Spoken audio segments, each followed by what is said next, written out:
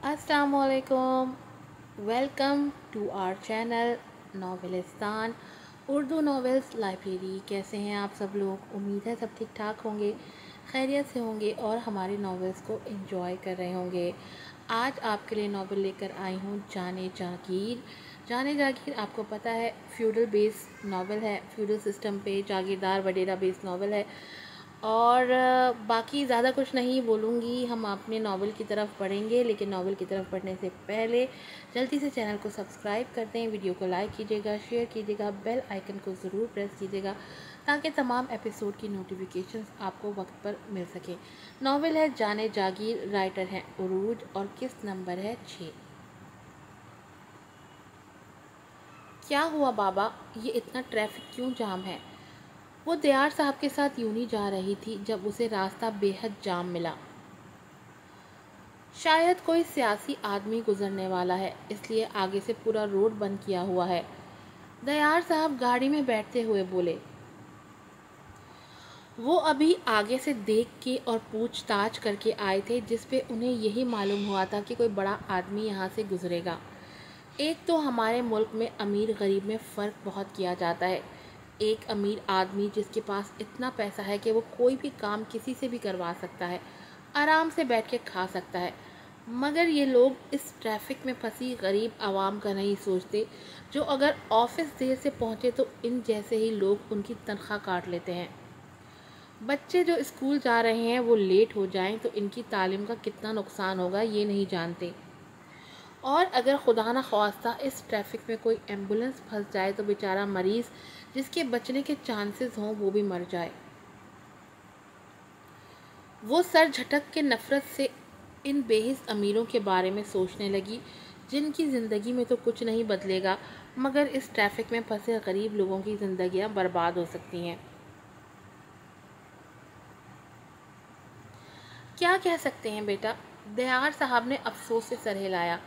अभी सिर्फ 5 मिनट ही गुजरे थे जब पीछे से एम्बुलेंस की आवाज़ आई और एक आदमी तेज़ी से उनकी गाड़ी के बराबर से गुजर के आगे बढ़ा। एमल ने चौंक की गाड़ी की खिड़की से बाहर सर निकाला तो उनसे कुछ फासले पे एम्बुलेंस खड़ी थी, जिसमें कोई मरीज भी मौजूद था। उसने एक पल के लिए आंखें बंद करके खोली और गहरा सांस भरती गाड़ी से निकली। कहाँ जा रही हो बेटा? उसे बाहर निकलते देख दयार साहब फिक्रमंद हुए। लोगों की मदद करने, वो मजबूत लहजे में एम्बुलेंस को देखते आगे बढ़ गई। दयार साहब को अपनी बेटी पे फ़ख्र हुआ कि वो आज कल के लोगों की तरह खुदगर्ज और बेहिस नहीं है। बिल्कुल वो खुद से पहले दूसरों का सोचती है, उनकी मदद को हमेशा आगे रहती है। और यही सोचते दयार साहब के चेहरे पर एक मुस्कुराहट आ गई। प्लीज़ सर, ट्रैफिक खोल दें, पीछे मेरा भाई एम्बुलेंस में पड़ा है, उसकी जान को ख़तरा है, उसे जल्द ही अस्पताल लेके जाना है, प्लीज़ सर जाने दें। वो आगे पहुंची तो एक आदमी पुलिस अफसर के सामने हाथ जोड़े खड़ा गिड़गिड़ा रहा था, मगर वो पुलिस एहलकार जैसे बहरे बने खड़े सब तमाशा देख रहे थे।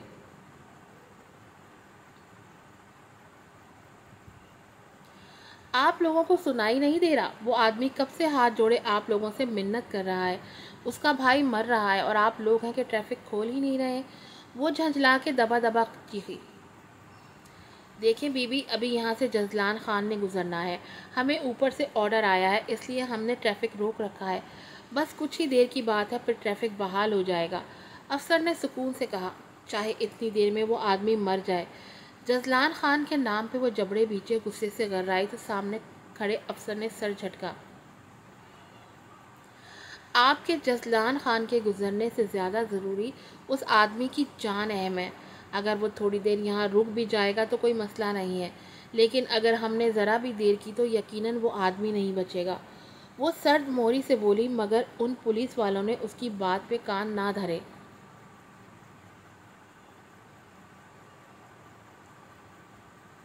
आंटी, मेरे बाबा को सांस लेने में मसला हो रहा है।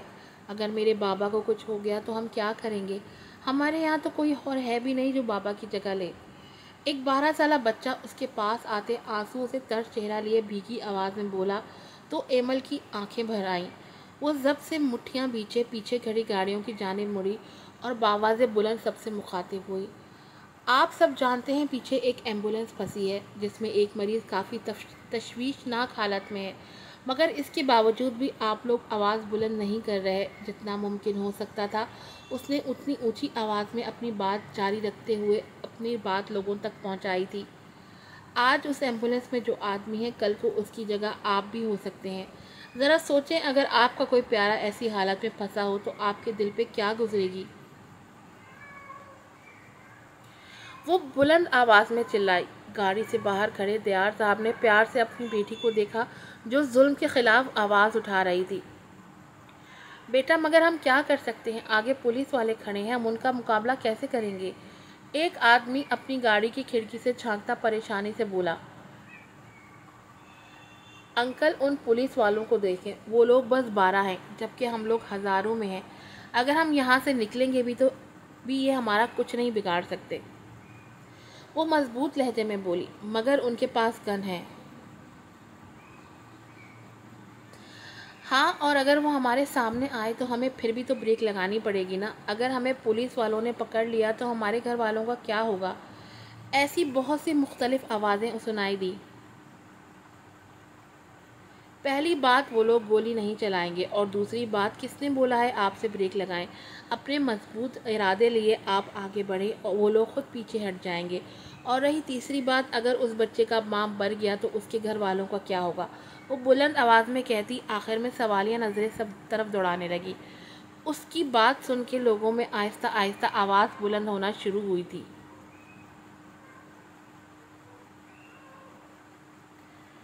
بی بی یہ عوام بہت ڈرپوک ہے، کچھ نہیں کر سکتی۔ ان پولیس والوں میں بڑا افسر آگے بڑھتے بولا، اور اگر انہوں نے ایسا کیا تو؟ وہ اس کی آنکھوں میں آنکھیں ڈالے چیلنجنگ انداز میں بولی تو افسر نے عوام کو دیکھا اور پھر واپس اس کی طرف متوجہ ہوا۔ اگر ان میں سے 20 لوگ بھی آگے بڑھے تو ہم خود پیچھے ہٹ جائیں گے۔ وہ افسر بھی اس کی باتوں سے متاثر ہوا تھا، اس لیے دھیرے سے نرم لہجے میں بولا تو ایمل کے لبوں پر مسکراہٹ آ گئی۔ گو! وہ اونچی آواز میں ہاتھ کے اشارے سے لوگوں کو آگے بڑھنے کا بول رہی تھی، جس پہ آگے کھڑی گاڑیوں نے نکلنا شروع کیا۔ گاڑیوں کو اسپیڈ سے نکلتے دیکھ پولیس افسر نے اپنے ساتھیوں کو ہاتھ کے اشارے سے پیچھے کر دیا، جس پہ گاڑیاں اور آسانی سے نکل سکتی تھیں۔ آپ کا بہت بہت شکریہ۔ ایمبولینس اس کے پاس رکی جس میں بچے اور اس آدمی نے بیٹھنے سے پہلے اس کا شکریہ ادا کیا تھا، جس پہ اس نے مسکراتے سر ہلا دیا۔ بیٹھ جاؤ۔ دیار صاحب گاڑی لیے اس کے پاس آئے تو وہ خوشی سے مسکراتی گاڑی میں بیٹھ گئی۔ مجھے فخر ہے اپنی بیٹی پہ، وہ مسکرا کے اسے دیکھتے خوشی سے بولے تو ایمل مسکرا دی۔ اسے اچھا لگا تھا کسی کے کام آ کے۔ وہ ہمیشہ سے ظلم کے خلاف آواز اٹھانا چاہتی تھی، اور آج اس نے اٹھائی بھی۔ اسے بہت اچھا لگا تھا آج۔ گاڑیاں تیزی سے نکل رہی تھیں جب پیچھے سے جزلان کی گاڑی آئی۔ تم لوگوں نے روڈ کلیئر نہیں کروایا تھا؟ جزلان سامنے سے گزرتے ٹریفک کو دیکھتے افسر کو اپنے پاس بلا کے سختی سے استفسار کرنے لگا۔ سر ہم نے کروایا تھا، مگر ٹریفک میں ایک ایمبولینس پھنسی تھی، اس میں مریض بھی تھا۔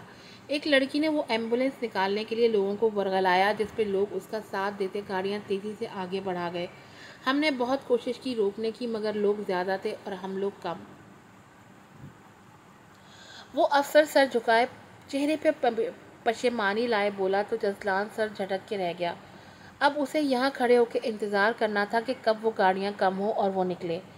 اگر اس کے الیکشن نہ آنے والے ہوتے تو یقیناً سب کو کچلتے ہوئے یہاں سے نکل جاتا، مگر اسے انہی لوگوں کی سپورٹ چاہیے تھی، اس لیے ضبط کے گھونٹ بھرتا گاڑی میں بیٹھا رہا جبکہ اس کے آدمی گاڑیوں سے اتر کے روڈ کلیئر کروا رہے تھے۔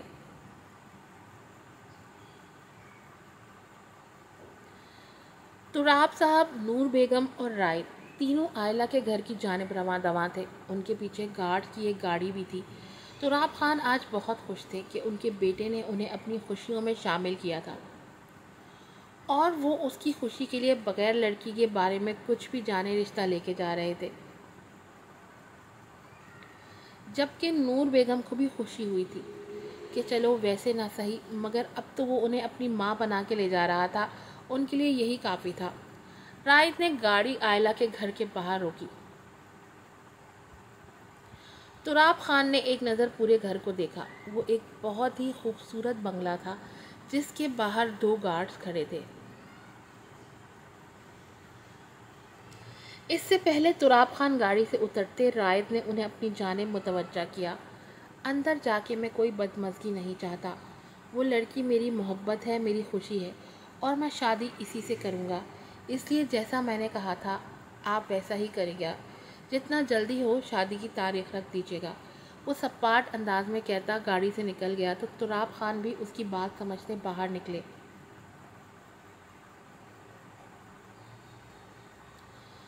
جاگیردار رائد خان کو ہر کوئی جانتا تھا، اس لیے اسے دیکھتے ہی گارڈ نے پہچانتے ہوئے سلیوٹ کرتے ان کے لیے دروازہ کھول دیا۔ لاؤنج میں اس وقت صرف تبسم بیگم موجود تھیں جو فون پہ کسی سے محو گفتگو تھیں۔ جب ان کی نظر لاؤنج میں داخل ہوتے ان خوش شکل لوگوں پہ پڑی، میں بعد میں فون کرتی ہوں، وہ فون کی دوسری جانب موجود شخص سے کہتی کھڑی ہوتی ان لوگوں کی جانب متوجہ ہوئی۔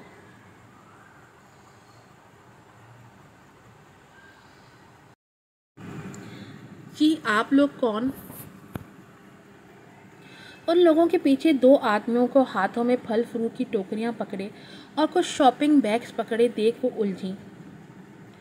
معذرت ہم لوگ بغیر بتائے آ گئے، میں جاگیردار تراب خان ہوں اور یہ میری بیوی نور اور یہ رائد ہے میرا بیٹا۔ اصل میں ہم یہاں آپ کی بیٹی کا رشتہ لے کے آئے ہیں۔ تراب خان رسان سے بولے تو تبسم کو خوشگوار حیرت ہوئی۔ آپ لوگ کھڑے کیوں ہیں؟ آئیں بیٹھے نا۔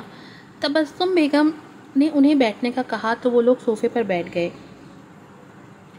باقی تحائف اور ٹوکریاں سامنے ٹیبل پہ رکھے گارڈز باہر جا چکے تھے۔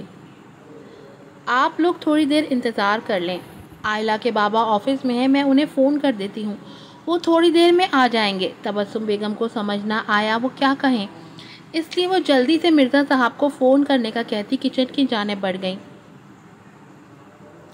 بنگلہ تو کافی اچھا ہے اور ان کے رہن سہن کو دیکھ کے مجھے لوگ بھی معقول لگ رہے ہیں۔ تراب خان اس خوبصورت سے لاؤنج میں چاروں طرف نظریں گھماتے ہوئے بولے۔ لاؤنج کی ہر دیوار پر بڑے بڑے شیشے لگے ہوئے تھے جن کے چاروں اطراف میں پھول موجود تھے۔ جہاں وہ لوگ بیٹھے تھے اس کے دائیں جانب دیوار پہ بڑی سی LED لگی ہوئی تھی جس کے ارد گرد لکڑی کا ریک بنے ہوئے تھے جہاں بہت سے خوبصورت اور قیمتی شو پیسز موجود تھے۔ ماما کھانا بن گیا ہے کیا؟ وہ مہمانوں کی موجودگی سے بے خبر فون میں مصروف نیچے آ رہی تھی جب اس کی آواز پہ ان تینوں نے گردن اٹھا کے سیڑھیاں اترتی آئلہ کو دیکھا۔ وہ اورنج شلوار قمیض پہ ہم رنگ دوپٹہ اچھے سے سر پہ ڈالے آہستہ آہستہ سیڑھیاں اتر رہی تھی۔ اس کا پرنور چہرہ دیکھتے رائد تو مبہوت رہ گیا۔ سرمئی آنکھوں پہ پلکوں کی جھالر گرائے چہرہ ہر طرح کے میک اپ سے پاک بلا کا معصوم تھا۔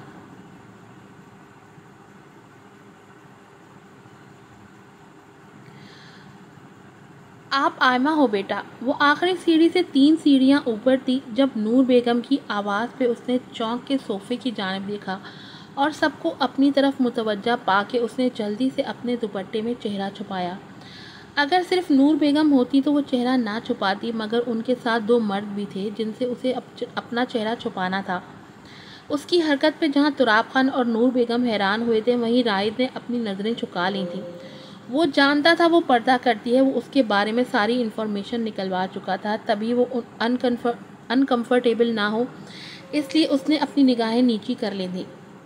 السلام علیکم، جی میں آئلہ ہوں، وہ سلام کرتی نور بیگم کی جانب آئی۔ وعلیکم السلام، ماشاءاللہ آپ تو بہت پیاری ہو، پر آپ نے نقاب کیوں کر لیا؟ نور بیگم اس کی دل سے تعریف کرتی اس کے چہرے چھپانے کی وجہ پوچھنے لگی۔ جس طرح کا ان کا گھر تھا انہیں یہی لگا تھا کہ لڑکی ماڈرن ہوگی مگر یہاں تو کہانی ہی الٹی تھی۔ پردہ کرنا میرے اللہ کا حکم ہے اور مجھے پسند بھی ہے، وہ مسکرا کے بولی تو نور بیگم بھی مسکرا دی۔ البتہ تراب خان نے رائد کو گھورا تو جو نظریں نیچی کیے بظاہر تو اپنے فون پہ مصروف دکھائی دے رہا تھا مگر اس کے کان آئلہ کی طرف ہی تھے۔ आओ बेटा मेरे पास बैठो। नूर बेगम ने उसे अपने पास बैठने के लिए कहा तो वो धीरे से उनके बराबर में बैठ गई। सॉरी, मगर आप लोग कौन हैं? जो सवाल कब से उसके दिल में उठ रहा था आखिर उसने पूछ ही लिया। आयला बेटा, आप ज़रा किचन में जाओ और वहाँ के इंतज़ाम देखो। इससे पहले कोई जवाब देता तबस्सुम बेगम वहाँ आती बोली तो वो जी कहती उठ के किचन की जानिब बढ़ गई। मैंने आयला के बाबा को फ़ोन कर दिया है, वो बस आते ही होंगे। तबस्सुम बेगम उनके बराबर वाले सोफे पे बैठती बोली, जब तक वो आते हैं तब तक हम आपसे ही बात कर लेते हैं। असल में हमारा बेटा आपकी बेटी को पसंद करता है। वैसे तो उसे किसी चीज़ की कमी नहीं है, लेकिन ये अपने शौक़ के लिए बिज़नेस भी करता है और इस बिज़नेस को उसने शोहरत की बुलंदियों पे भी पहुंचाया है। तुराब खान के अंदाज में गुरूर झलक रहा था, जैसे रायत अच्छे से महसूस कर गया था। माशाल्लाह, ये तो बहुत अच्छी बात है, अल्लाह और कामयाब करे। तबस्सुम बेगम को रायत काफ़ी अच्छा लड़का लगा था, इसलिए उन्होंने शाइस्तगी से दुआ दी। आपकी बेटी हमें भी बहुत पसंद है, हम उसे जल्द से जल्द अपने घर की बहू बनाना चाहते हैं। तुराब खान ने बात को घुमाने फिराने की बजाय सीधी बात की।